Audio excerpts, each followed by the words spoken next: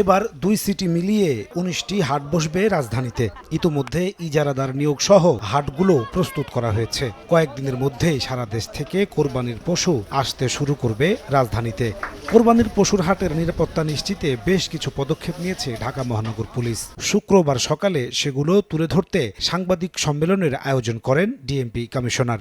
সকল নিরাপত্তার জন্য একটি সমন্বয় সভা করেছি। অনুমোদন ছাড়া স্থানে হাট বসালে কঠোর ব্যবস্থা নেওয়ার হুঁশিয়ারি দিয়ে তিনি জানান, চাঁদাবাজি ও ছিনতাই ঠেকাতে রাজধানীর প্রবেশ মুখগুলোতে থাকবে বিশেষ পুলিশি টহল। সব হাটে বসানো হবে সিসিটিভি ক্যামেরা, জাল টাকা শনাক্তকরণ মেশিন বসানোর পাশাপাশি থাকবে ড্রোন পেট্রোলিং। ডিএমপি কমিশনার জানান, অজ্ঞান পার্টি ও মলম পার্টি ঠেকাতে 24 ঘন্টা মনিটরিং এর পাশাপাশি থাকবে সচেতনতামূলক প্রচারণা। নির্দিষ্ট স্থানের বাইরে রাস্তায় পশুর হাট বসালে কিংবা ট্রাক থেকে নামালে ইজারাদারের বিরুদ্ধে ব্যবস্থা নেওয়ার কথাও জানান হাবিবুর রহমান।